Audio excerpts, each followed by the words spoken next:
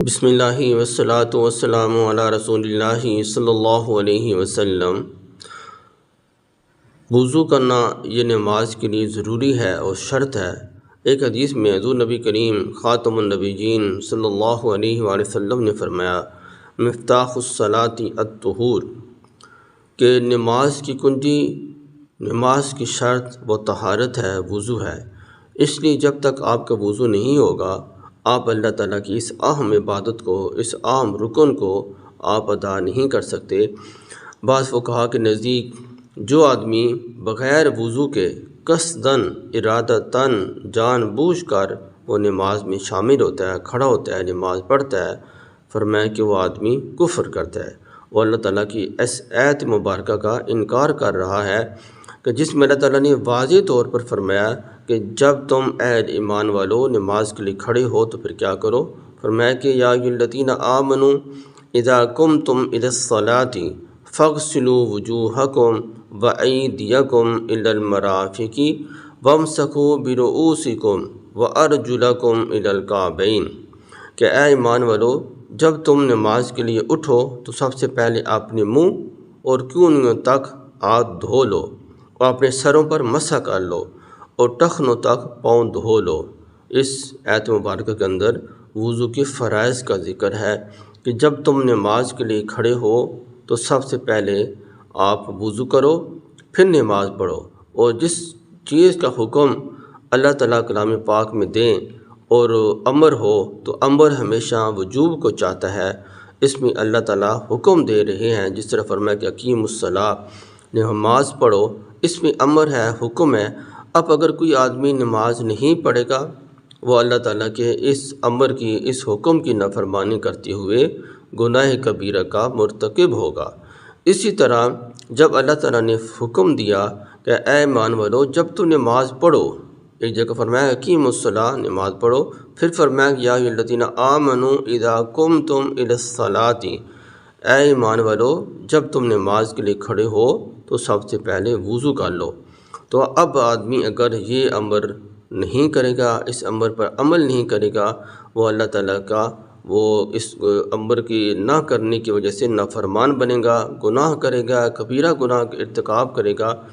اس حالت میں اللہ کی نافرمانی، بغاوت کرتے ہوئے وہ نماز میں کھڑا ہوگا بے وضو، تو پھر وہ بعض فقہا کے نزدیک حالت بے وضو میں نماز پڑھنا وہ کفر ہے۔ اللہ تعالیٰ حفاظت فرمائے۔ تو اس آیت مبارکہ کے اندر وضو کے 4 فرائض کو ذکر فرمایا، ان کے بغیر نماز وضو نہیں ہوگا۔ جب وضو نہیں ہوگا تو نماز بھی نہیں ہوگی۔ اس وضو سے آپ کوئی بھی عبادت کریں گے تو وہ عبادت قبول نہیں ہوگی۔ تو اس لیے وضو کرنا، اس میں احتیاط کرنی یہ بہت ضروری ہے۔ وضو کی یہ 4 فرائض ہیں، اگر ان میں سے بال کے برابر بھی جگہ خشک رہ گئی تو آپ کا وضو نہیں ہوگا۔ جب آپ کا وضو نہیں ہوگا اور وضو سے آپ نفل نماز، فرض نماز،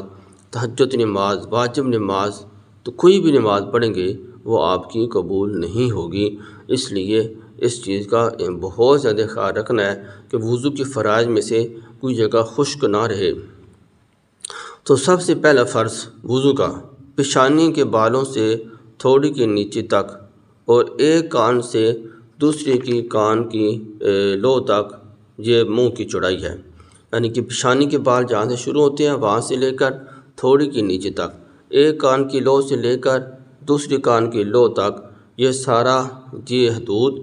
یہ چہرے کی ہے۔ اس سارے چہرے کو دھونا یہ وضو کے فرائض میں سے ہے۔ اگر اس پورے چہرے کے اندر جو شریعت نے حدود بتائی ہیں، اگر ان میں بال کے برابر بھی جگہ خشک رہ گئی تو وضو نہیں ہوگا۔ اور اسی طرح داڑھی کا خلال اچھی طرح کریں، اور منہ پر، کانوں کے ساتھ، اور اسی طرح تھوڑی کے نیچے جگہ خشک رہتی ہے